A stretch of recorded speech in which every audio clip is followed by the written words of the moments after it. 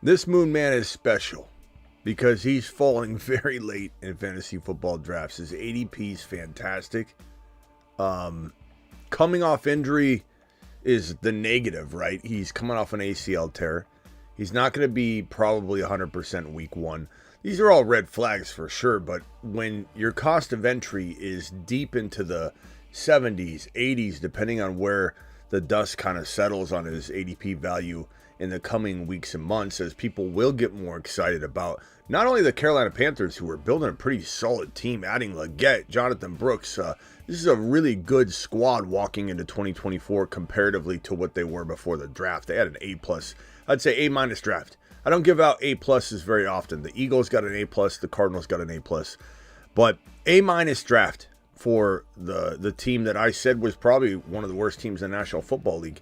And boy, what a difference a day makes, or a couple days. The draft was fantastically positive for the Carolina Panther outlook. Not that they'll likely make the playoffs, but this guy Brooks is going to do something special.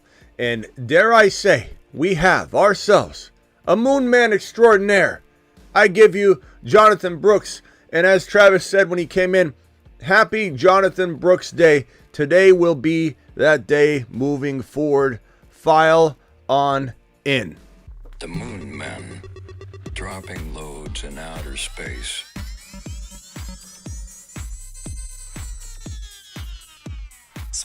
Look at him, look at him, look at him. Jonathan Brooks, absolute steal in Underdog Fantasy, promo code Smitty. His ADP is ridiculously good, and we're going to talk about that now. The Fantasy Football Show begins right now. Footballshow.com studios. It's the Fantasy Football Show. Live! Monday through Friday, 8 p.m. Eastern. Smitty is also live whenever news breaks. Jonathan Brooks. Happy Jonathan Brooks Day. And I'm going to show you a piece of ADP data that I think should blow your mind. I think it's going to at least excite you because the cost of entry on this guy is literally practically free when you look at it. Prime doesn't surprise me that you don't agree with something on the show because you rarely ever agree with anything on the show. So we're on the right track. Prime says I'm not messing with Brooks this season. That means we're going after him, ladies and gentlemen. That is what we needed to hear. That's exactly what I was waiting to hear. Do the opposite of Prime. No offense, Prime, but that's just a bad take. Okay, here we go. Right here, right now, as Prime tries to rain on this Jonathan Brooks parade. It's not going to happen because you read the room, pal. No one's going to be listening to that. Here we go. We got Benson at 101.8. Fantastic ADP. Jonathan Brooks, 93.9. I think it's tough to say in like a non-best ball if he would go higher or lower. You would kind of think he'd go higher in best ball because you could draft him without the impact of knowing when he come back and he gets inserted for you. So his breakout game coming back, you don't even have to predict it. If it ends up happening and he outscores your other running backs in your roster, he gets inserted in. Best ball starts your optimal lineup for you every week. You draft, you don't have any lineups, you just draft and you're done. That's why Underdog Fantasy promo code Smitty is such an amazing way to play. Use code Smitty to claim your special pick and first time deposit offer up to $250 they're giving out. I don't know the frequency, but you could get $250 by just making a first-time deposit. And there's the link right there. I just dropped it in the live chat. So jump on in, do it live. But I absolutely love these values. Like, let me tell you something. You go hero RB, which is one of my favorite approaches in fantasy. And you can go hero RB. Hero RB is where you take one RB and you don't really go running back for a long time. Kind of depends on your preference. But you say Bijan in round 1, and then you go wide receiver, quarterback, or wide receiver Laporta round 3. Let's say Jalen Hurts falls to 4 because people are crazy in your league. And then you don't swing back around until later to get your Zamir Whites or your Jonathan Brooks Benson and Zamir White combo for your running back 2. That is one of the most phenomenal ways to build a 2024 team. Go hero RB, swing back around, and grab at 7 Zamir White, or wherever Brooks ends up climbing to, because he'll probably climb as we go. It's going to be absolutely amazing. It's going to be unbelievable. It's going to be a success story that we hear over and over and over. Review time. Smitty, what a great season I had. I won the championship. I got Benson in round whatever. I got Jonathan Brooks in round whatever. I don't even know where you're going to have to get these guys. Again, it's going to be different across different formats. Some people will just draft rookies. ESPN could be higher, lower. Yahoo could be higher or lower. It just kind of depends on Eliminator versus, Best Ball Mania, higher or lower. Tough to know. But just so you know, 93 is right around the middle of round 8. So if we go back to our draft board here, we're talking about, let's just say you reach early. Let's say you reach early, you get Zamir White here, or 6th round, whatever. I don't even care. We'll say McBride. So we'll go Jonathan Brooks here. Actually, we don't even have to take, you know what? We could take Zamir White. Let's see. But let's go Brooks here in round 7 and change Zamir to Benson. So now you go Benson. You got Benson, you got Brooks, you got McBride in round 5. You've got Bijan in round 1. You've got Garrett Wilson here, or maybe MHJ if you dare. I don't know if MHJ is going to fall. And if you're going to go Bijan, you're probably having a middle 2nd round pick, so your receiver is going to be different. It's going to be more like Debo. You probably can't get Garrett Wilson or MHJ unless you got a tight 1st and 2nd round bookend selection. But let's just say even Debo. Or let's say you don't want to go wide receiver or running back because you don't like the way it's falling. You go Kyron and oh my God. Okay, first of all, we're doing Hero RB. I'm getting excited when I see that. I start throwing Kyron in there. Let's get back to Hero RB because we're trying to go Brooks and Benson as our running back too. Focus, Smitty. Focus. Okay, so let's just throw Debo there. Not everybody's favorite. We'll do a tight 11-12 pick version of this so we can throw in like a Garrett Wilson. But if you go Debo here and I mean, damn, you could literally, you could draft Hurts here. You could take, I don't even know who to throw in this other spot here. Devontae Smith, if you want to do some sort of stackage.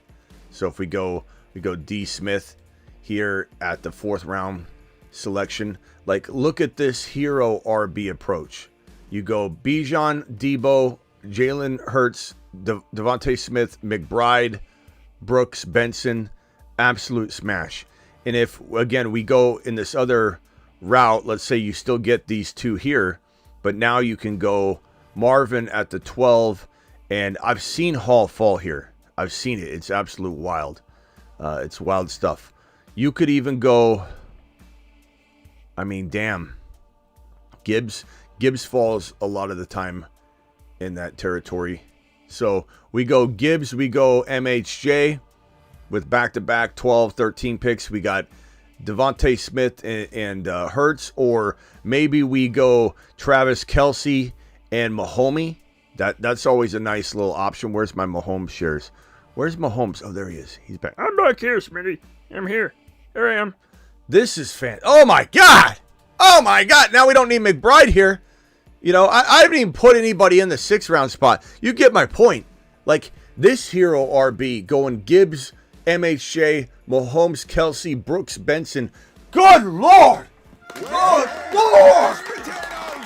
What are we doing? What are we doing with our lives? What are we doing with our lives? That's humble. Let's look at that again.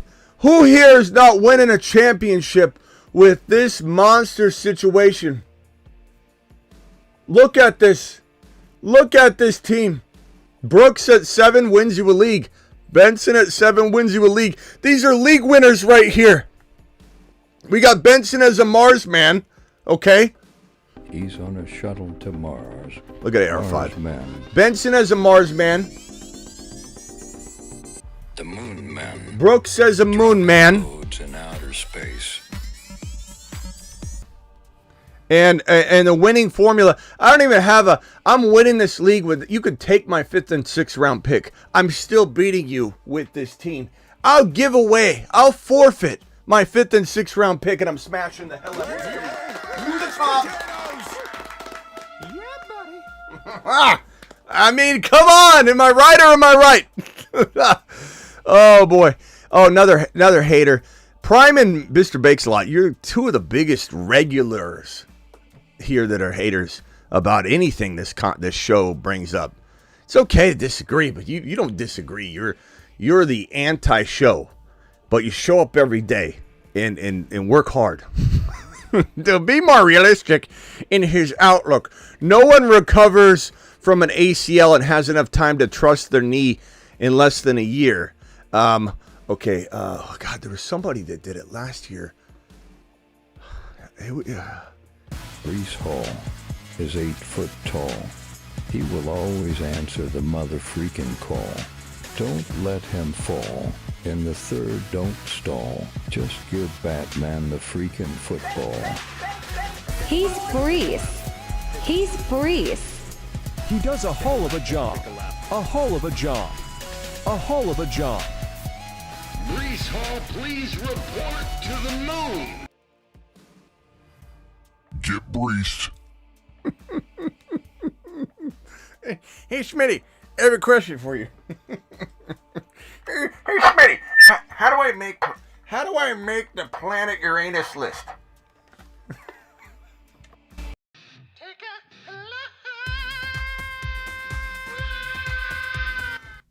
Let's just go. Let's see. Copy this. Go here.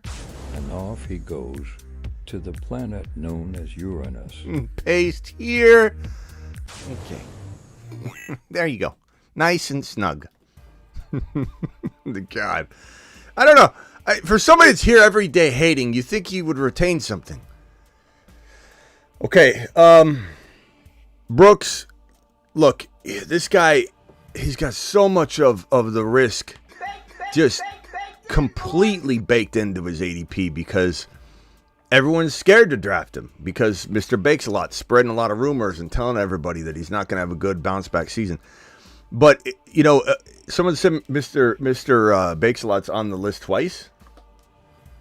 The Moon Men, dropping loads.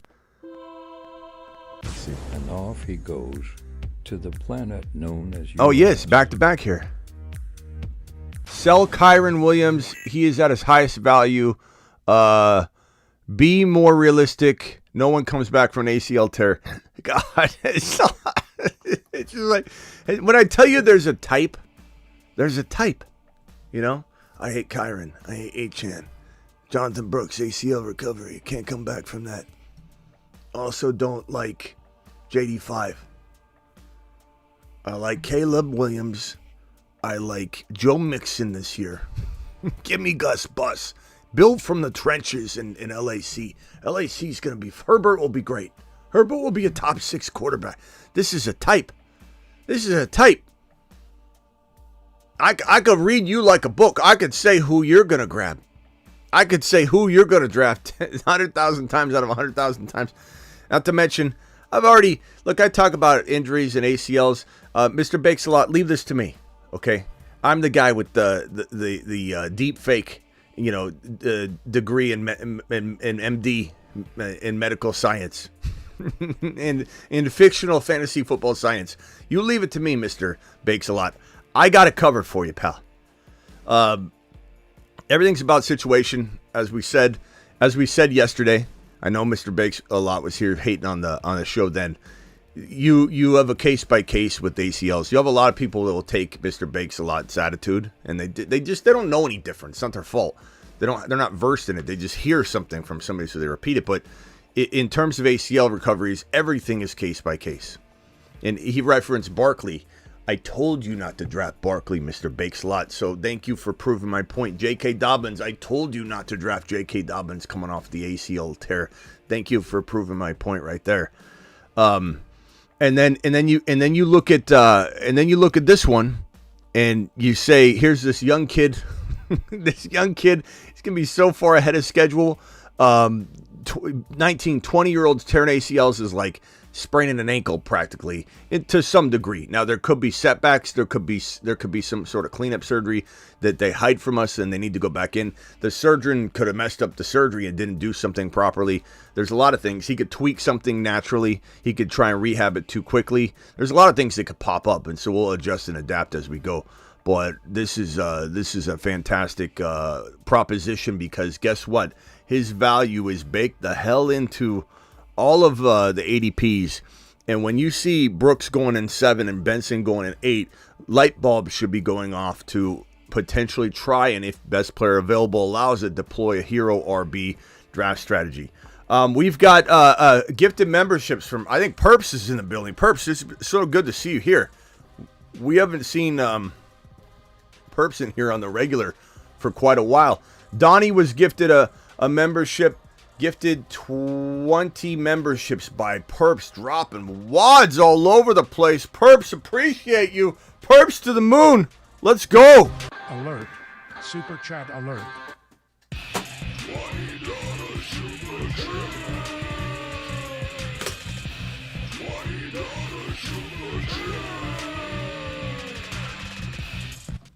Perps coming in strong with the 20 gifted memberships. Thank you, pal. Appreciate you very much. We got a super chat as well from Alan. So Smitty knows he's right and never backs down. Happy Tuesday. Thank you, Alan. I'm definitely not right every time. I promise you that. But I do try and bring my best work to you every single time I come to this desk here. And so we'll continue to do it live. Where's that one message here? There was something I was going to drag over. It was right here. I was trying to answer it. That is the one take I don't agree with, yours. I do think Dobbins or Gus Bus will hit their ADP this year. Well, that's okay, Alex. You're not going to agree with everything I say.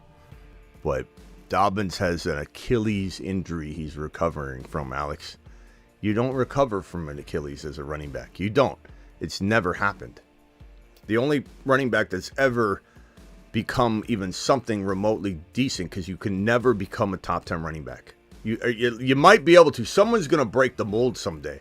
Someday medicine will advance enough to where the Achilles tendon can be repaired properly in a way that's conducive to a running back's explosion that's needed to hit the hole. It's not like Kevin Durant in basketball. It's not like a cornerback even. It's not like a quarterback. The explosion that you lose as an RB, that's your bread and butter. You lose that, you can't play running back. And so James Robinson, Cam Akers, the risk of tearing the other Achilles is extremely high, given the damage you've probably done to both of them equally. And you're now putting so much more onus on the good Achilles because you are babying the hell out of that other Achilles as you're rushing back. Alex, I can promise you, J.K. Dobbins is not even close to back to normal. He says he is, but he's not. You can't.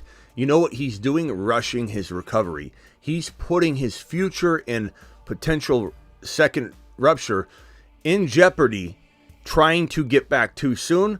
Cam Akers said, I'm back, I'm fine. He tried to return the same season and did more damage, came back towards other Achilles tendon like I predicted exactly what happened.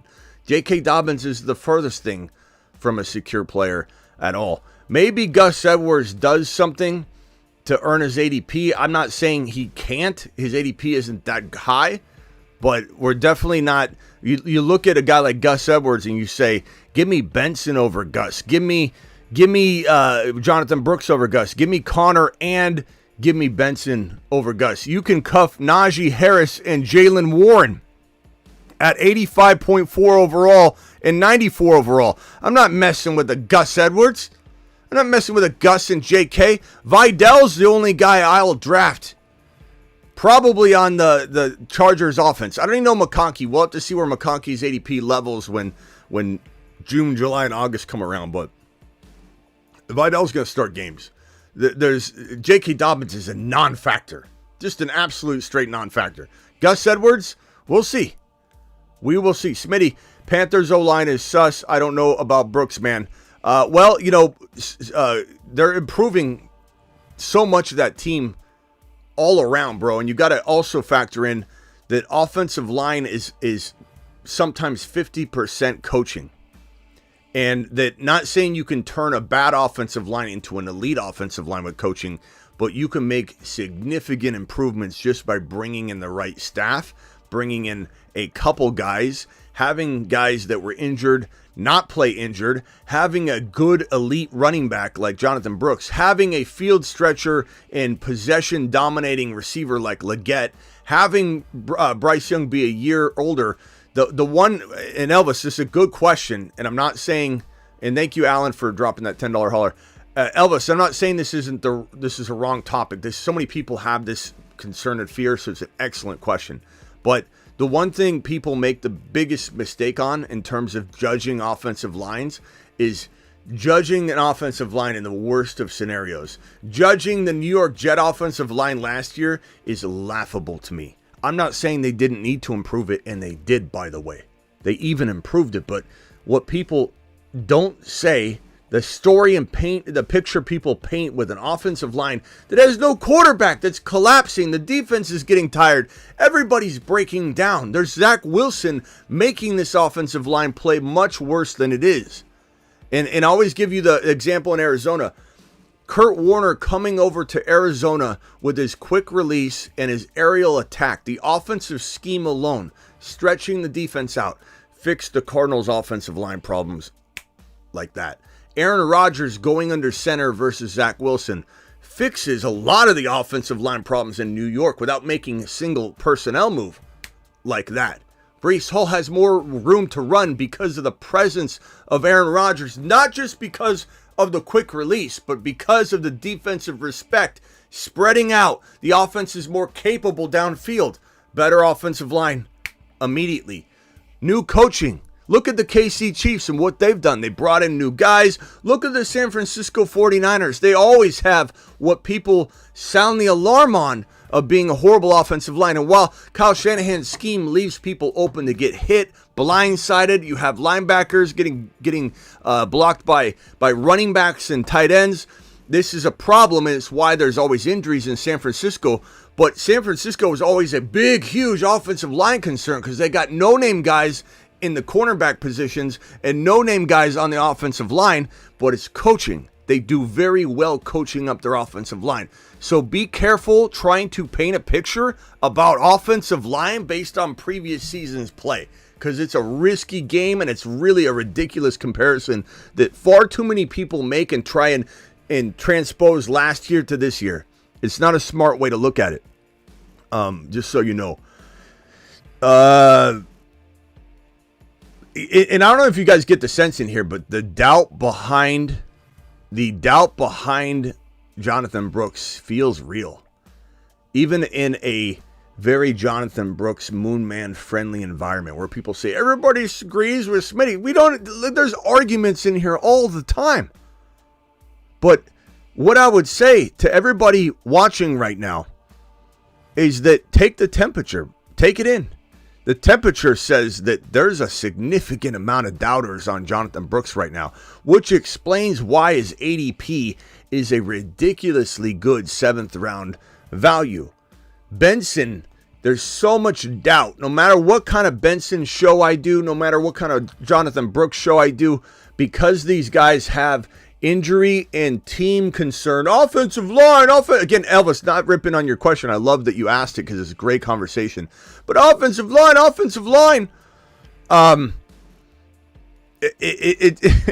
are we talking about an offensive line that had no support? Of course they broke down and looked bad. This is so fantastic for him. The temperature in this room is, 70-80% belief, but a significant good 25-30% of doubt, which means that this is probably here to stay. But the moment he has some sort of report, like he looks absolutely unreal, and Canales already came out and said he wants to utilize him in the passing game, that might move him up a little bit, but let's hope there isn't some, crazy report that breaks that says he's going to absolutely become just a future Hall of Famer or something by his head coach or OC, and just gets everybody excited, because it's not like that necessarily has to come true, or it can be a ridiculous claim. But what we're talking about when someone says something like that is more about the confidence level of the coaching staff for him to be an every down back. So people need to realize we're not looking for somebody to tell us, like a head coach or offensive coordinator in Carolina or anywhere, that a player's a Hall of Famer and make some kind of crazy bold prediction that doesn't make any sense. What we're after is what's the mood, what's the vibe, and what's the workload kind of feel. And at the end of the day, you hear a word like, hey, this guy's going to be this good. He's going to be catching passes. We want to get this guy involved in screenplays, is what they said yesterday about this kid in Carolina from his head coach. We want to get him in there on screenplays, use his versatility. He's a utility. To say we're going to get him in there on screenplays means he's in there on passing downs. They trust him in the passing game. This is fantastic. Let the haters hate. Read the temperature.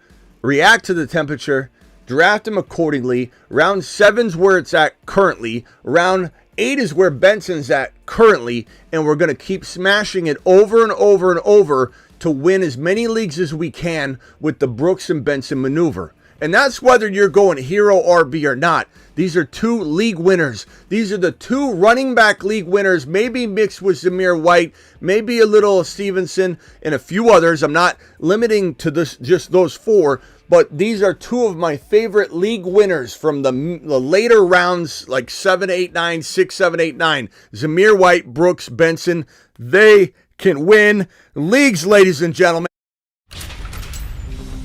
You've just been Smitty approved. The stack above all stacks. It's time to drop the pancake emojis in the live chat. Part of the 4 quad stack, which I absolutely love on the left-hand side. The guy on the right, Joe Burrow's throwing, by the way.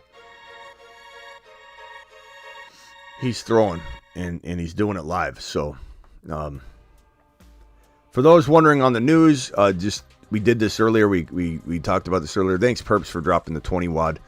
I appreciate you. Perps, let me see what Perps has been saying, because he was saying some stuff and I couldn't keep up because I was running.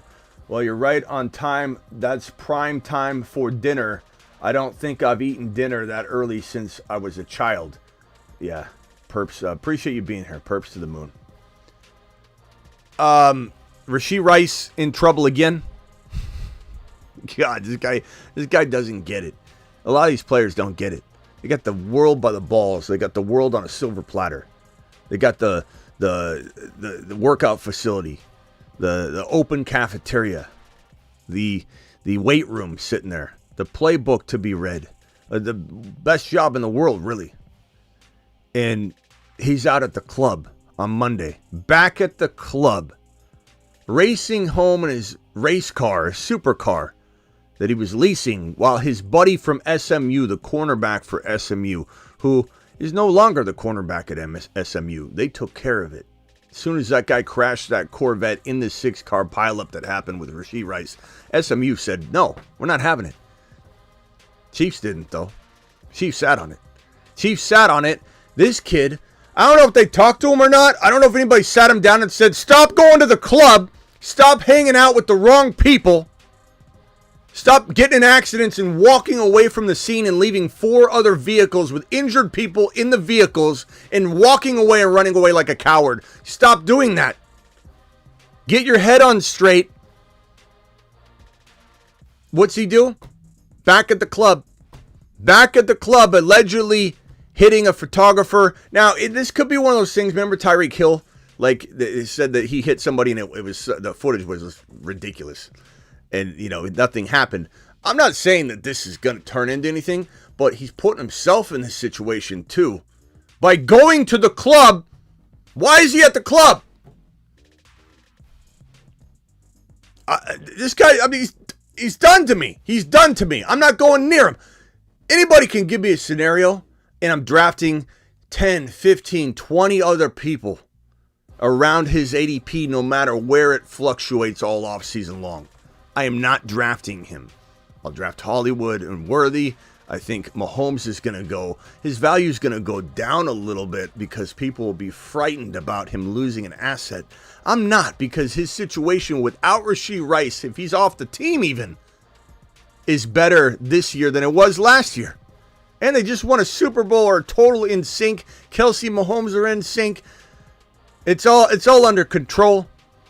Kelsey was a very much distracted last year. He'll be very normalized in his relationship this year. For those that have been in long-term relationships, you know what I'm talking about. That first year is a wild ride, and he's gonna be very normalized with it at this point coming in. He's gonna prioritize himself a little more instead of prioritizing the relationship. I think he'll be more focused. I do wonder if he misses some games, but I do believe Kelsey has the one more year. I don't know if it'll be tight end 1 or 2, but it'll be top 3 or 4. But Rice is done to me. I won't go near him. There's nobody. You can give me a scenario. We had Sebastian calling earlier, and he gave me a scenario. I said, give me a scenario. I'm going to tell you a handful of guys I'd take over him. And he said, suspended half a season, ADP 120. I rattled off a handful of guys. I said, ADP 120, this is easy. This is cakewalk. This is a cakewalk right here. ADP 120, give me Spears. Give me a guy like I could go down to Dotson. Dotson's at 135. I'll take Dotson on the season, bouncing back with JD5 over a Rashee Rice out half a year at an ADP of 120. Now, let me make it very one point very, very clear. He doesn't have an ADP of 120 right now. He was giving me a scenario which I basically said, yeah, I'm standing by what I'm saying. I don't want Rashee Rice at all. His current ADP is a ridiculously high. Let's see where it is. Oh, it's dropping already. It's dropping already. It is now. Oh no, hold on. It's not. Hold on. Let me go. I thought it was. Rashee Rice's ADP on Underdog Fantasy promo code Smitty is at still a very high and ridiculous, and the dust doesn't settle from today, right? This news just came out. But it is around, let's see, I'm sorry, around 67 overall. 67 overall, which puts him at a selection of about, I would say, mid 6th round. So the mid 6th round, you're talking about a Dunze's there, Worthy and Hollywood Brown are there. Worthy and Hollywood Brown are there. This scenario now is like laughable. Like no one even has a case to be made. Even without knowing he's suspended, his current ADP's mid 6th round now. The scenario we talked about earlier was half a game suspension, ADP 120. I'm not taking him.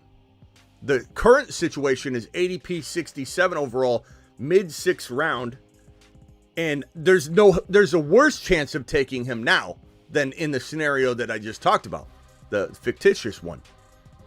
I mean, you got Ramondre, you got Keon Coleman, Zamir White, you got the Jonathan Brooks and Benson. Come on, Jonathan Brooks and Benson over Rashee Rice? You bet your bottom dollar. I'm not going near Rashee Rice. He isn't even worth my time. Perps, you're live. What's up? What's up, Smitty? What's up, my guy?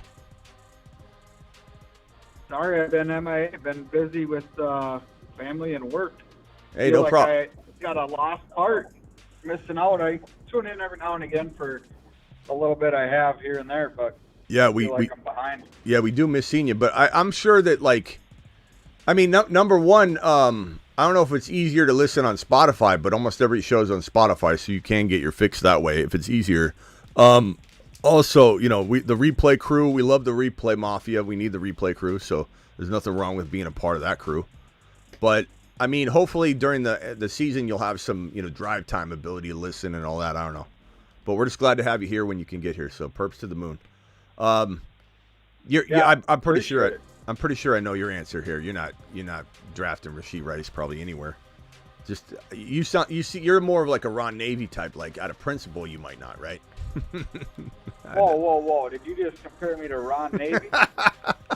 Well, you guys are both hard-nosed. That's like putting the dagger in the small of the back. Well, that would be the one thing I'd say you guys probably share, is you got a little bit of that, like, stubbornness, like, get off my lawn, maybe approach with, like, like, I don't know, bad activity from the kids.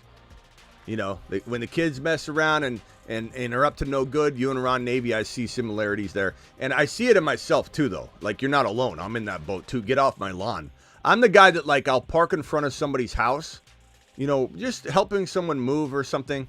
I put it on my Instagram the other day. There's a Karen that came out. She's like, what are you doing here? And I'm like, I literally parked halfway in front of her house and halfway in front of the house I was helping. And so it wasn't like I was trying to park in front of her house. Not that she owns the street anyway. But, like, I ended up, like, recording her and putting on my Instagram. Go, this Karen doesn't want me. She's like, I'm calling the police. Because I was parked in front of her house. I told her I was helping someone move. And then I come home. I'm like, what in the hell is Karen doing? And then the next night, someone parks in front of my house. And I'm just looking out the window. Like, what are they doing? Why are they out there? They're walking across the street. Why are they parking in front of my house when they're going across the street? And not to mention, I'm in Phoenix, where Phoenix is strange. I don't know how any of your cities are where you guys live, but a lot of times the first house on every street in a residential area is a restaurant. And so in Phoenix, in the actual residential areas, on the streets, and Phoenix is very spread out, there's usually, in a lot of parts of Phoenix, the first house is converted into a business. And so there's a restaurant on the corner of my street, and people park in front of my house when it's busy and walk all the way to the restaurant. And I'm always so pissed off about it. And then I get mad at Karen because I park in front of Karen's house. I'm just saying, my point is, I recognize in Ron and you a little bit of that, like, we don't want to put up with any of the kids, bro. Get off my lawn. Yeah, there might be a little truth there, but, I mean, you did force me to share a bunk bed with the guy. I don't have a choice there. So there is a few things that we share. True. Hey, I don't know if you're you're a working man, but if you're able to, just so you know, again, June 28 and June 29, I will be in Vegas at Circa Casino, Las Vegas Casino at Stadium Swim. And I'll be there for the Conor McGregor fight as well, watching it at Stadium Swim in the big, huge TV area. So if anybody wants to join me there, I'll be there. I know it's going to be hard for you to get away, but anybody watching Circa Stadium Swim, Circa Casino, 28, 29 of June, I'll be there live streaming the Scott Fish Bowl on Saturday. And then Saturday evening, June 29, I'll be watching the Conor McGregor fight with everybody that wants to hang out.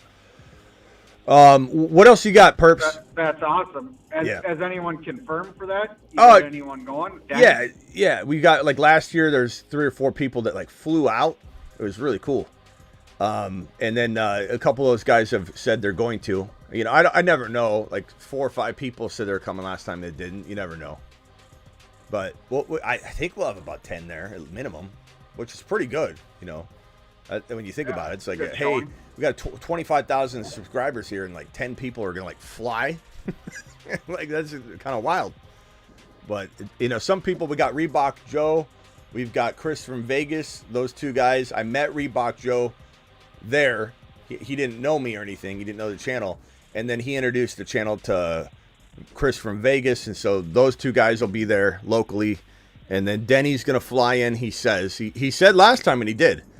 Veda, I don't know if Veda's out there. Veda he flew in from DC. But that's awesome. Good. Yeah, hopefully people want to. But back to your Rashee Rice, is that dude even going to play this year? The last I heard, that dude might be facing half a year suspension.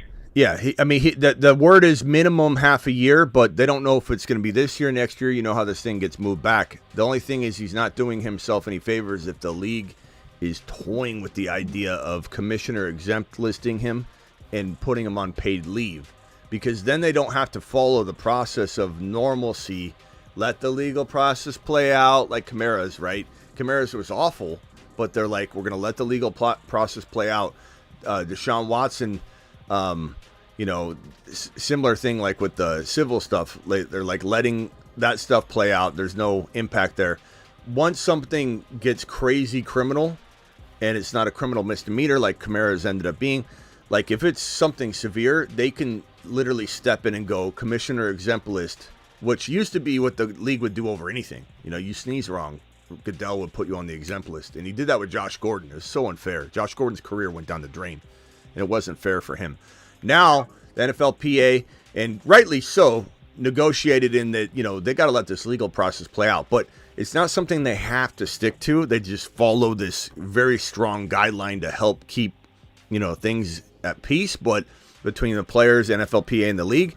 But they can, at any moment they want, I'm sure they've got to justify it, publicly, but they can commissioner exempt list like before, but pay them. Then it's not considered a penalty, and it allows the league to do it whenever they need to. So the league can commissioner exempt pay him and say, look, we're on your side for now. Like if you're guilty, then later, but because we don't know that yet, innocent until proven guilty, you need to go. You can't come back, and we're going to pay you because we believe in you for now, and handle all this. And once it's all determined, then we know what to do. But we can't have you here. So that's what I think the league is probably toying with at this point. It kind of does matter if this ends up being one of these fake photographer gets hit. Remember Tyreek Hill attacked a photographer, and then the video came out, and it was like Tyreek Hill. I think maybe Tyreek Hill went like this or something, and it I think he tapped him on the head, like when he was walking by, he just kind of hit his hat. And it was like, yep. We're all, wait a minute, that was the assault? He hit his hat, knocked it off his head, or I don't remember if it went off his head or not. But that's all he did. He just went like this with his hat. And the guy cried like a Karen about getting assaulted. That's embarrassing. So Tyreek Hill didn't do anything really wrong there. Maybe he shouldn't have hit his hat. Get your hat. Pulled a Jake Paul. But if that's what this is, and the guy's just trying to go after him financially, then this might not impact and make the league do anything. But if there's footage of him hitting somebody or doing something stupid, I think the league's gonna be like, damn it, we're out. Oh yeah, it's all about image and how fast stuff spreads on social media and the news nowadays. I mean, they're gonna cover themselves. Yeah, Dave So Klein remains to be seen. Dave Klein with a $20 hauler. Hold on one second. Alert. Super chat alert.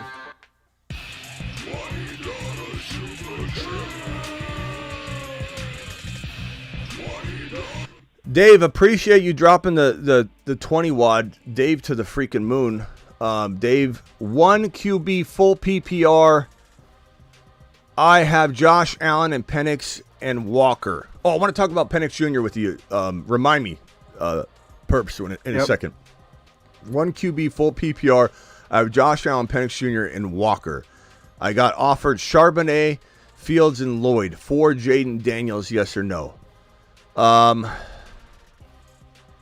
The way you're wording this, I don't know what side you're on, but it doesn't matter to me. I'll just answer the question, and it'll tell you what to do.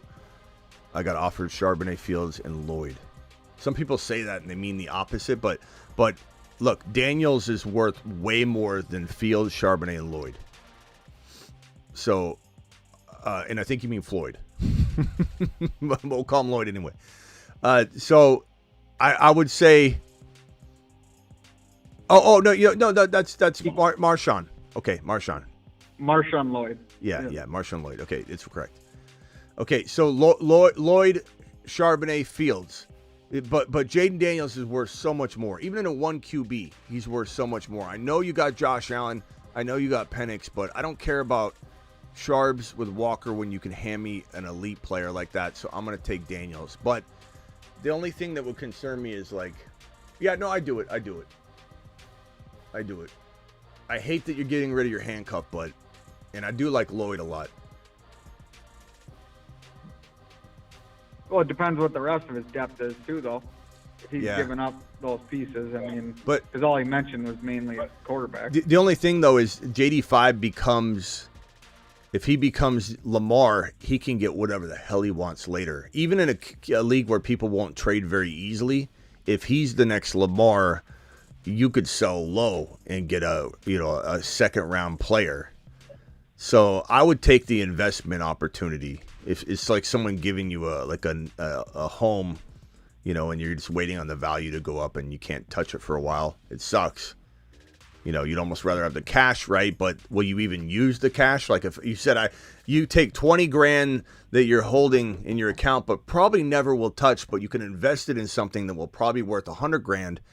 It sucks to not have Charbonnet and Lloyd and Fields, right? But you're not using them. So put it in something.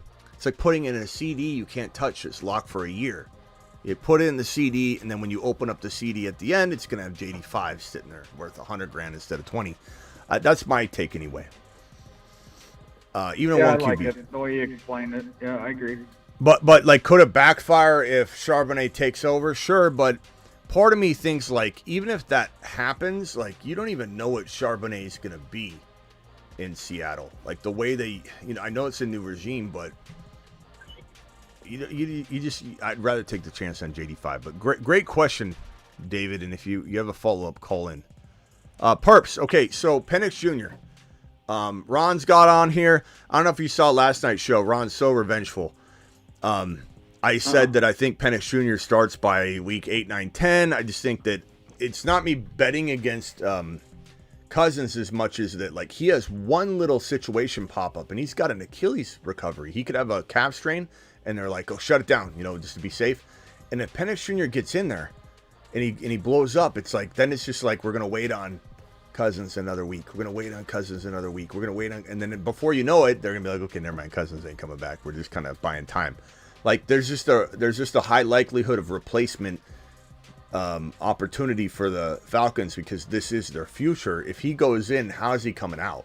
So Ron got really, territorial over that because he loves Cousins. So he comes in, he goes, Kyler Murray's going down. Put it on the bold predictions.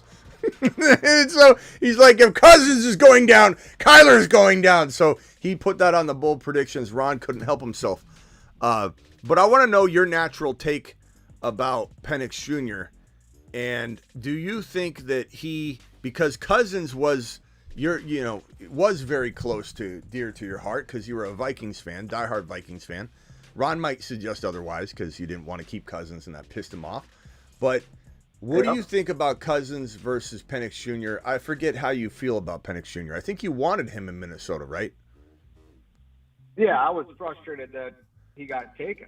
I thought he, no disrespect to Blackbeard, but I think he's better than J.J. McCarthy. Yeah. And I would have rather had him in Minnesota. I felt he would have fit better. I mean, the recent chatter with J.J., he threw that shot across the bow that, he plays for the love of the game, not for the money. And, made that shot at Kirk Cousins. But I think the Penix and J.J. connection with Addison, there's a lot of potential there. But obviously we'll never see that because he went to Atlanta. So, I really liked him. Again, nothing wrong with Kirk Cousins. Is Kirk Cousins able to throw the ball in there? Does he have the football IQ and a lot of things? For sure. But the guy's horrible with the pocket collapse.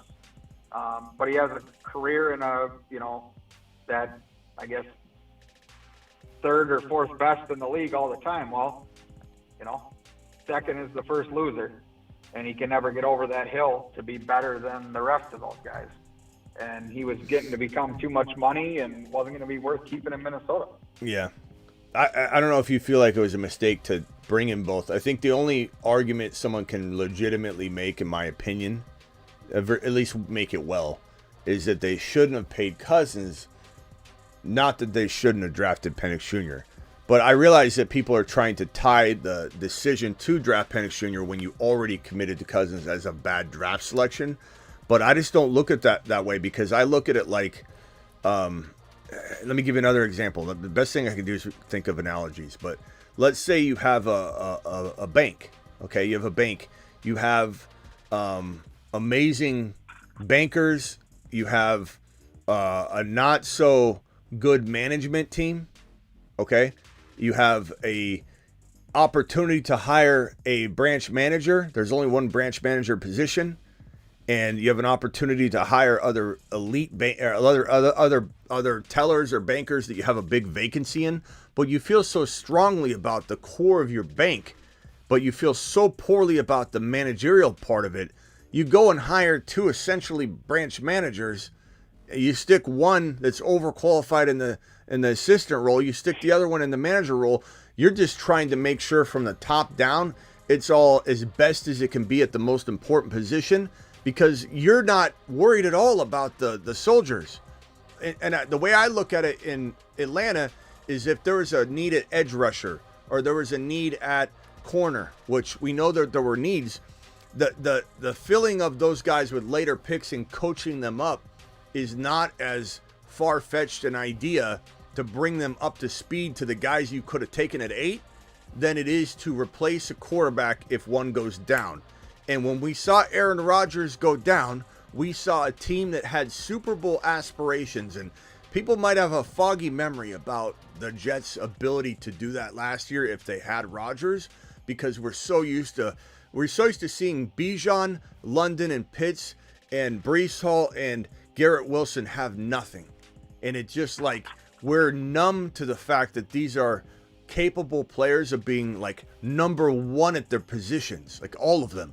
You know, maybe London's more like 5 to 7 or 4 to 7, but they are so good, and we're so dumb and numb to the upside of these guys at this point. Even as much as we love Bijan, it's kind of like we're dazed and confused about it, and we forget how good both these teams could be and how many wins they could have if you secure the quarterback position down. And what they did in Atlanta, I wanted them to do in New York. I said it almost every day on the show. Draft Penix Jr. at 10. I don't care what Aaron Rodgers thinks. Talk to him about it. Get him involved in it. Don't blindside him. I did say that. The mistake that the Falcons made was blindsiding Kirk Cousins, because now he's pissed off. But they were in a bind, because if they told him, he'd be pissed off and probably not be quiet about it. Because the report came out, the reason he didn't want to go back to Minnesota is they were set on drafting a young rookie under him. And he said, I don't want that. I don't want you to draft my replacement. I don't want to be somewhere where you're drafting my replacement. He goes to the Falcons, and it wasn't a flying by the seat of our pants decision by Raheem Morris. Raheem Morris actually said to Arthur Blank and the Falcons, before Arthur Smith was hired, in an interview when Raheem Morris was trying to get Arthur Smith's job, when Arthur Smith got hired a while back, he told Blank, succession plan would be the way I attack your quarterback position.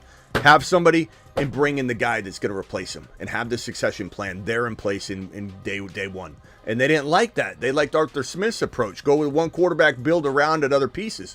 And so when Raheem Morris, I'm not sure if you heard the story, but Raheem Morris went back to interview after they fired Arthur Smith this last time around and got the job. And he said, remember what I told you? They said, you were right. He said, I was right. Succession plan. So this was in the works. And the only thing that they did wrong was, I believe they paid Kirk too much. I don't know that the market value was there for him to get the amount of money he got, to be honest with you. It seemed like a lot. And then the only other mistake is not telling him. Backing up that position, calling that stupid, to me is not a good take. I understand it makes it hard to grade their draft like an A, just because it's unorthodox and you are doubling down on something. But it's genius, man. At the end of the day, it's genius. And if you think about it like this, if I replenish your coffers every year in a $200 auction, perps, you get $200 in a redraft league to buy your players, right? So you $200. Does it matter if you overspend on somebody for 2 years? Because in year 3, you're going to be able to do whatever you want. The way that I look at this too is this is kind of like a 2-year deal. The way that Kirk Cousins' contract is written up, they may be willing to completely overpay to secure the position up for 2 years to make sure that Penix is the guy. And I don't see anything wrong with that. If they're willing to overspend and not care about what anybody else says is a bad allocation of resources, they're fine blowing their wad on a QB that might even end up being their backup if it means that they'll never have to have this problem again. And their team is so good all around. Defense is even pretty damn good. And I think it plays so much better when it has offensive production. And good field position and the defense isn't tired all the time, I think the Falcons D will be very underrated. So we'll see if this allocation of resources screws them up, or if they're so covered everywhere that this is the most genius move of all time. And then the complainers will just come back and say, well, Penix, I never said Penix was a bad pick, even though my receipts are out there. But I do believe that they just shouldn't have signed Cousins because they're not using him. There'll be people that complain about it, which is fine. For sure. But then there's also the other lens to look at a couple ways that, Kirk still has to prove that he's going to heal up, and they're taking a gamble taking him. But I agree with your point on the succession plan thing, because look at Aaron Rodgers in Green Bay. Look at a couple of these other guys. I'm drawing a blank right now on names where, they brought the young guy in. He grew up under the experienced guy, and then he ends up taking over. As much as Kirk doesn't want that, his years in this league are numbered. I mean, pretty soon he's going to be the next Alex Smith. He's going to get passed by Penix. Yeah. And depending on how he heals this year, you could be exactly right on your earlier take that Penix takes over and Kirk never even gets the job, and Atlanta just paid big money for a bench warmer. Ziggy, volume 10. So you want to hear something crazy? Thanks for telling me. Can you hear Ziggy? Thanks for telling me. Okay. Watch this. This is crazy. You guys ready? Well, I'm going to blow your mind. This is just weird. This is really weird. Ready? Ziggy, how old is Kirk Cousins? Kirk Cousins is 35 years old and was born on August 19th, 1988. So he turns 36, right? Right? August, he turns 36. Ready? Ready to have your mind blown? Ziggy, how old is Andrew Luck?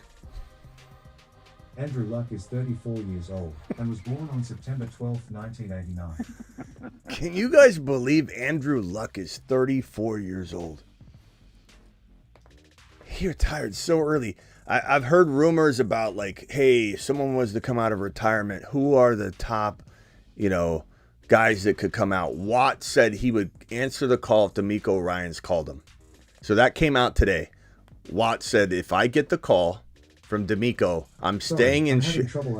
I'm staying in shape. I'm staying in shape. If D'Amico calls me, I will answer the call and come back. That's what Watt said. Then we're talking about Tom Brady, his roast. He's so in the media, in the public eye right now. Like Tom Brady, it feels like Tom Brady's making a comeback. Like it's a little bit of getting back in the spotlight, having interviews, people asking him, would you come back? Instead of being annoyed, perps, like anybody would. Like, stop asking me, I don't know. He's volunteering teams. He goes, what if the Raiders called? when someone's asking him, what if the so-and-so called? Raiders? What if the Raiders called? Okay, Tom, yeah, what if the Raiders called? Tom's like, in giving his input, I think that's going to potentially happen. I think Tom coming back feels like a 50-50 shot. That's a really decent shot of coming back. But then there's this conversation about what other QBs could answer the call. Like, can you imagine if Andrew Luck came back? Like, he's not, but he's 34. Imagine Crazy Cam if he came back. Yeah. He's 34 years old. How is Andrew Luck 34 years old? That's so crazy. Well, but how old's Penix? I know. They're like 10 years apart. It's weird. It's so weird. It seems like Andrew Luck he's been retired for so long. How is he not like 45, 60, 55 years? It's insane when you really think about it. I don't think Luck comes back. I'm not saying that. It was like a hypothetical conversation because Watt and Tom Brady have opened the door to like who else could come back. But yeah, Brady I think will try. Whether it's successful or not, like that's to be debated. Like any of the Brady haters in here, they're like, not happening. Stop bringing it. There are people that get so mad. They're like, don't bring it up again. He's not coming back. You don't know that. You have no control over whether Brady comes back or not, Bob. But whether he's successful, who knows? Tony Romo warming up his arm. But it's wild, though. My whole point in doing that was not to say that Andrew Luck's coming back. Somebody in the comments later is going to be like, he's not coming back, Smitty. And I'm just going to have to waste my time and reply. I know I said that. Thanks for repeating what I just said. But relax, Karen. We can have some fun and, right. do some hypotheticals and joke around. Yeah. So, but the crazy part is like Luck is younger than Cousins. Not that it really matters, but it blew my mind. I was like, Cousins is turning 36, and Luck is currently 34, gonna turn 35. I think it's September. That's wild. That's wild. Well, I mean, they're moving closer to the wife's family, and he's been stacking money and saving money and driving the minivan around. I mean, there's a chance he gets the ATL. After he's ready to be the family man. Ziggy, how old is Vanilla Ice?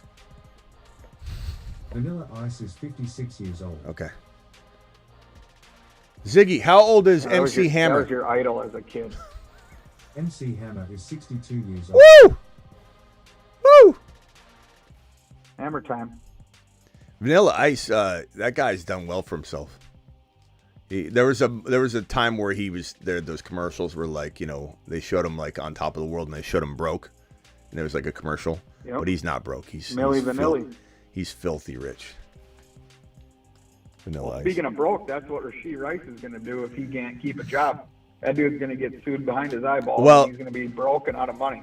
Rashee Rice is already probably, if I had to guess, out of money. I mean, you can't live like this and then have attorney fees on top of that, no matter what he does moving forward. You say continues to live like this, he's already put himself in a spot where I don't know that he could live like he currently has set up for himself. But I agree. How old is Peg Bundy? She's in anybody seen Sons of Anarchy? She's in that show, and that's an amazing show. She's still as young as the day is old, with Al sitting on the couch with his hand on his pants. Mm-hmm. How many touchdowns did Al have in one game? 4 or 5? I don't know. He was a Heisman contender. Ziggy, he Heisman? How many touchdowns did Al Bundy have in one game? According to an Alexa Answers contributor, Al Bundy scored 4 touchdowns in one game. Thank you, Ziggy. Yep. 4. I remember as a kid that sounded impossible. Now it's like, and Derrick Henry will do that in Baltimore one week. He'll have 35 yards and 4 scores. That's Dobbins. J.K. Vidal might have 4 scores in one game. Ziggy off. Why does he always follow up? I didn't ask him to follow up. I never asked him to follow up. Ziggy off. Ezekiel Elliott back in Dallas. He's going to eat. He's going to have to trim up and be ready for the end zone. He can get like 2 yards of carry. I don't think. It'll be interesting if Zeke has any value. He'll certainly be fantasy relevant. It's a matter of will he be fantasy good? Because he's going to be the starter there. Like Dowdle's not. He had like 300 yards rushing. There's nothing there. There's nothing even to evaluate on Dowdle. People are wild. It's Dowdle season. Dowdle. Everybody wants to have the guy that's just. I have him on my roster, so it's Dowdle season. I doubt he'll do anything.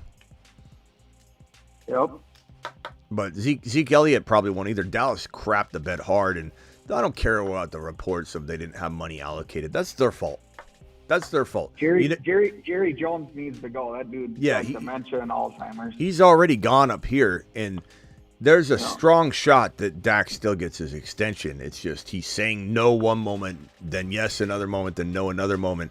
If they don't extend Dak, they lose him. And then where are they at? They're up, crap creek without a paddle. Al Bundy scored on Bubba Smith. Achane scored 4 in one game. I know, it happens like clockwork now.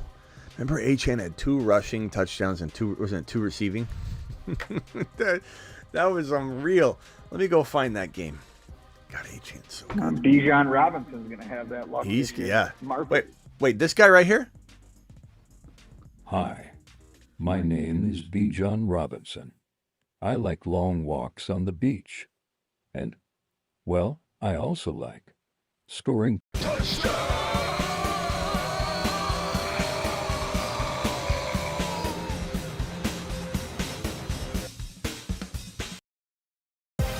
We interrupt this program to bring you a special message from the Bruce's mother. Get Bijan.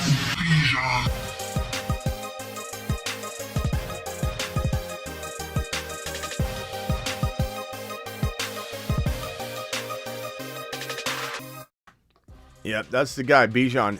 Man, He'll definitely have a 3 TD game. He'd probably have a 4 TD game too, I agree. At some point. Let me see if I can find this 4 touchdown game. It was Denver. I think it was Denver, right? It was Denver. Yeah, there it is. Denver on 9-14.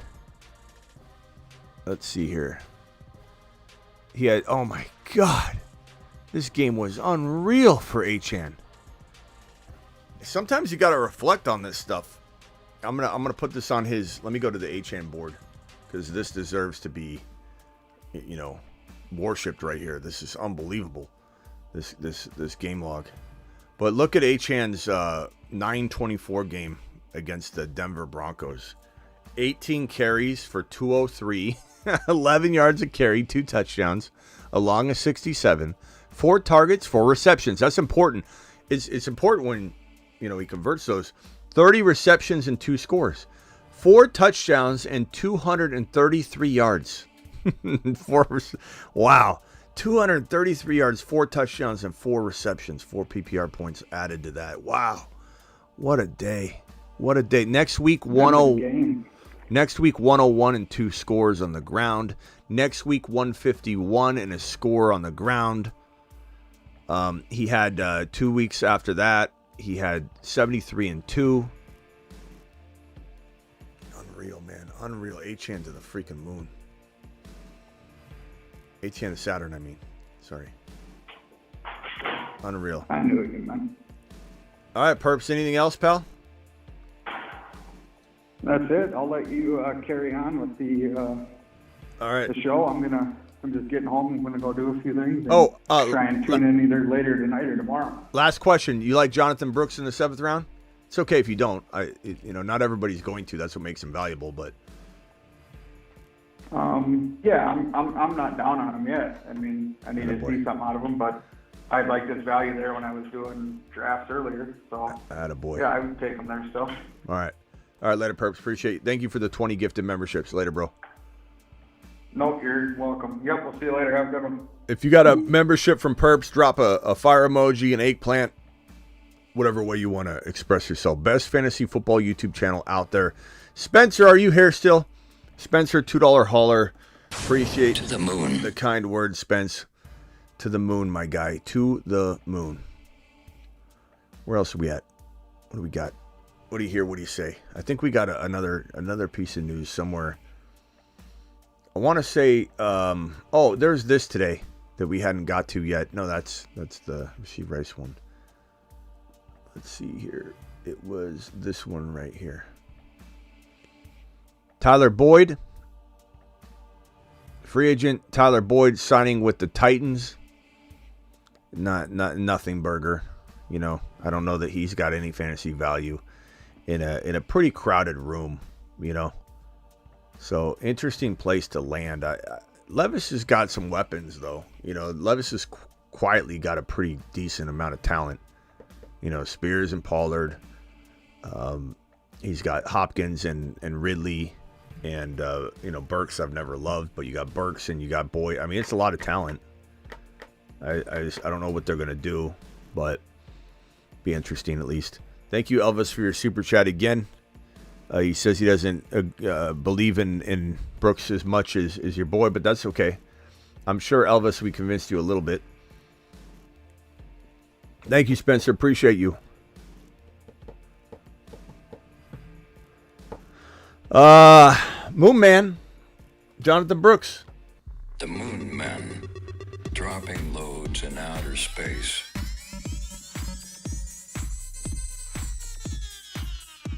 Space Monsters. You love to see it. You love to see it.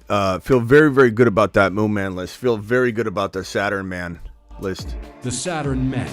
One small step for man, one giant leap for Saturn. Which, again, guys, I love that there are casuals that will not use their noggin. Spaceman. And that will say later on that these are ridiculous claims to say that these are the biggest steals in fantasy. Hurts is a bigger sleeper in fantasy football than anybody. Mahomes is a bigger sleeper in fantasy football than anybody but this man. Kyron's starting to become that, and Gibbs has even got a little bit of that allure from like the 12-13 turn, but the value of Hurts being slept on, which is what defines a sleeper. You didn't hear me say deep sleeper or unnamed sleeper or unknown sleeper or, out of nowhere sleeper. You heard me say the term sleeper. He's being slept on. Hurts is being slept on when he could be the number one overall scorer in fantasy, and he's got a 4.1 ADP. Mahomes can be your 5th drafted player and also could be the number one scorer in fantasy. These are the definitions of sleeper. Yet at the end of the year, when they absolutely do these things and become amazing, you know what people are going to say? Oh, nice big bold prediction there, having 2 of the top 2 quarterbacks on your bold prediction list. And I'm just going to sit here and laugh and go, you must be new here, because you really don't understand, do you? You don't get what I just explained there was going to win you a league. That value there makes those 2 guys bigger sleepers than anybody. Bigger sleepers than an 8th rounder that can play like a 4th rounder. Those players can absolutely win you a league, and they shouldn't be sitting at 4.1 or 5.1, 5.3. Hurts and Mahomes are your 4th and 5th drafted player. There are no better values on the Saturn Man list. I'm most proud of those 2 big name guys on my Saturn Man list. The Saturn Men. One small step for man, one giant leap for Saturn. But get ready for people that don't even understand it. They won't understand it. Spaceman. These guys are a little more safe, especially Hurts and Mahomes. God, they're safe at 4th and 5th round value. JD5 is the biggest risk here because he's deeper than these guys, but this is the safest running back tandem in football. I mean, this right here, you're getting Kyron in the 2nd round, one of the biggest steals in all of fantasy. He's one of the biggest sleepers in all of fantasy because people are sleeping on him, and you can get Blake Corum practically for free. And you should be ashamed of yourself. Your mom's ashamed of you if you don't draft Blake Corum with Kyron in an upcoming draft. If you already have an existing league, it is what it is. You try and get that spot that can draft him. You try and trade for him. But at the end of the day, this is what it is. Kyron is one of the biggest steals in all of fantasy football. And so people have said, wow, what a crazy list on your Saturn Man list, Smitty. You got top 5 running backs, you got the 2 top quarterbacks, but people that just glance over this don't understand, and that's fine. There's a process here. There's a very, very solid explanation as to why you're stealing Kyron away and winning leagues. You're stealing Achane away. These guys are falling further and further down, Achane and Kyron, into the 2nd round. You're winning leagues because of that. Gibbs at 12, you're winning a league because of that. Hall at 8, 9, 10, you're winning a league because of that. Number 1 potential running back, Bijan, going at 6, you're winning a league because of that. MHJ, we just love him. At 12, fine. I don't care. Put him on there. MHJ to the moon. That Saturn Man list is unbelievable. But in hindsight, the story that's told about it will be different, I promise you. Because people will have very, very cloudy remembrance of what those values were. They're going to go. That's why I put the ADPs on there, so we can remind people, hey, for those of you that think this is not a bold prediction of any kind, that you're drafting an early quarterback because everyone's against it, I'm here to tell you.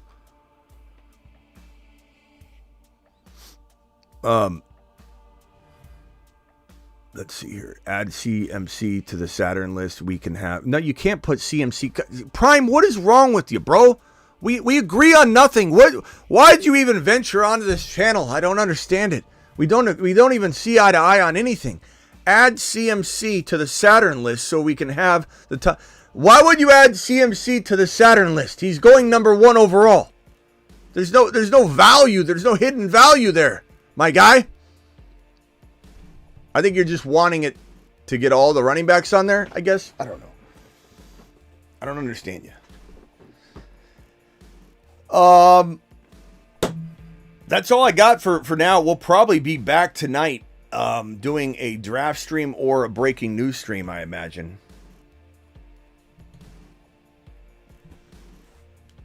Prime says the draft running back every time. It's not every time, but definitely this is an indication that your value at that 12-13, at 11-14 is damn good for RBRB. The Saturn Men.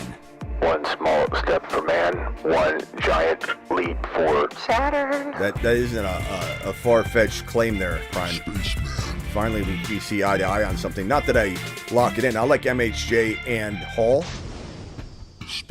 I like MHJ and Gibbs. I don't mind that. But yeah, Kyren, even at the...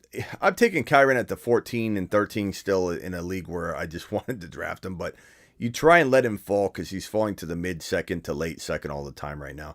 And he's so easy to cuff. This is the best. This is the safest running back tandem in football. He's not taking away from Kyren. He's not. This is his, he gets him coffee. He says, go get me coffee. Go get me coffee. But the moment, if it happens that Kyren misses a game, guess what? The coffee man is going to go out and have 100 yards and a touchdown. It's the safest combo in fantasy, plain and simple. And there's no excuse for not drafting both of them. MHJ is going to go nuts this year. Damn straight he will. Why? Because he's on the quad squad. The stack above all stacks. The quad it's time to drop the squad emojis in the live chat.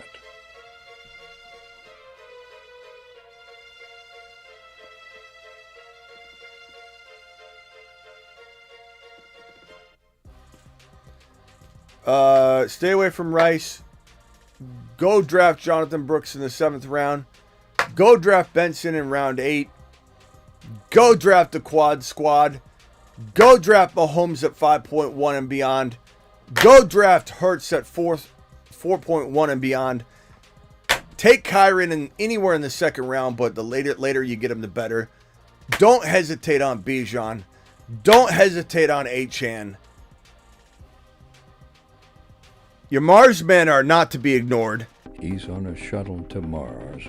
Mars men. Jacobs included. We might need to put Lloyd, a.k.a. Floyd, behind dropping and Jacobs aimlessly in space. Because it's an important cuff, but it's not a necessity, but it's damn solid. It's a great plan of attack.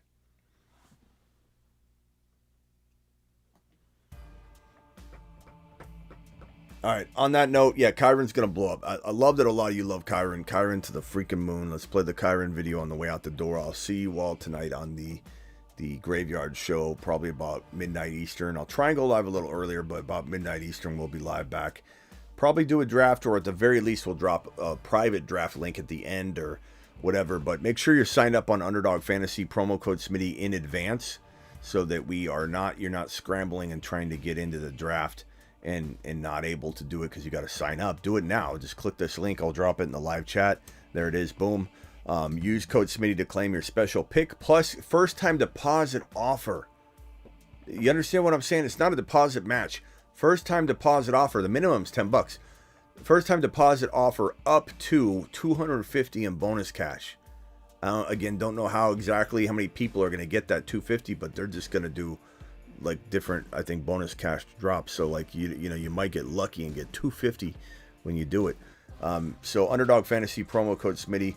Do it live. I'm live Monday through Friday at 8 p.m. Eastern every single Monday through Friday. I'm also live when big news breaks. I'm also live most nights at midnight Eastern, and that will probably most likely be tonight.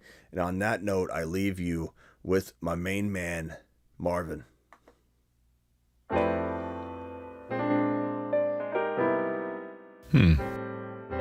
Hi. What would you like? Footballs, please. Lots of footballs, please. Coming up.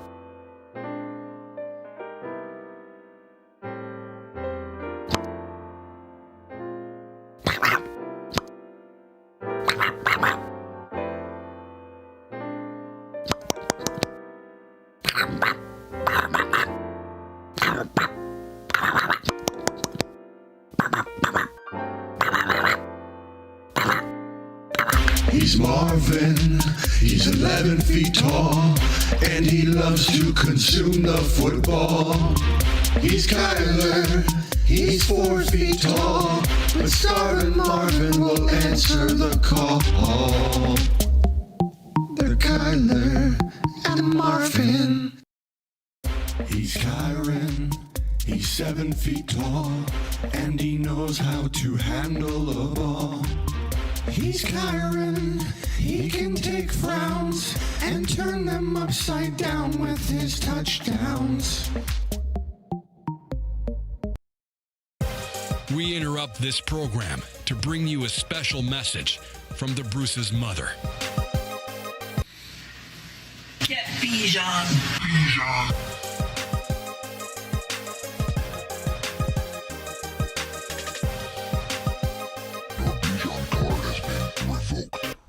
Live Monday through Friday, 8 p.m. Eastern, live when big news breaks, and live at most midnights Eastern. I will see you all again. Don't forget to click that link in the live chat for Underdog Fantasy. I'll drop it again right now.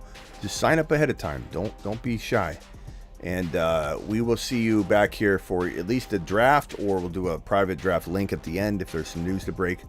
And don't forget on June 28 and June 29, I'll be in Vegas at Circa Las Vegas Casino at Stadium Swim.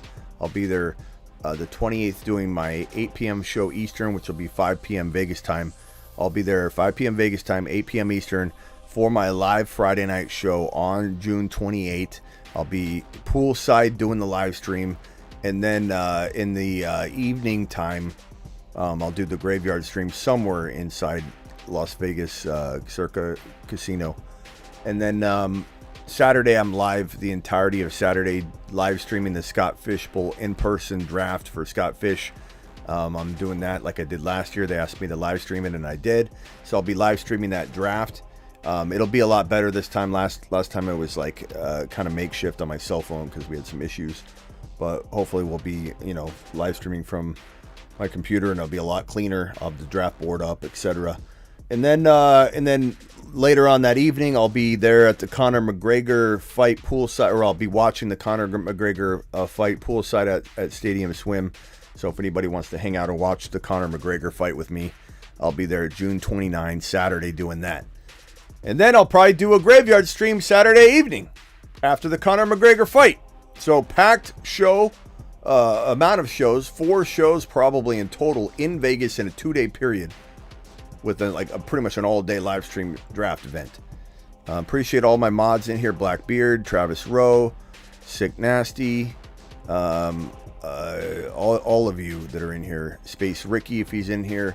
We haven't seen Vamp. I don't know where Vamp is. I'm getting worried about him. I haven't heard from Vamp in forever.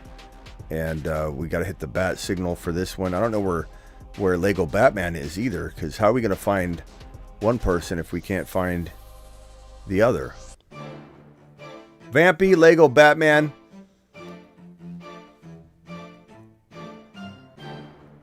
Trevor Watts, I think we found him. I don't know if we did or not. That was the guy we were looking for that super chatted. So Lego Batman and Vamp, hopefully we can find both of them, because Lego Batman's doing the finding. If we can't find him, how are we going to find Vamp? Vampy, where are you, pal? Anybody know where Vampy is? Let me know. See you all later. Your Bijan cards have been revoked. Your Bijan card has been revoked.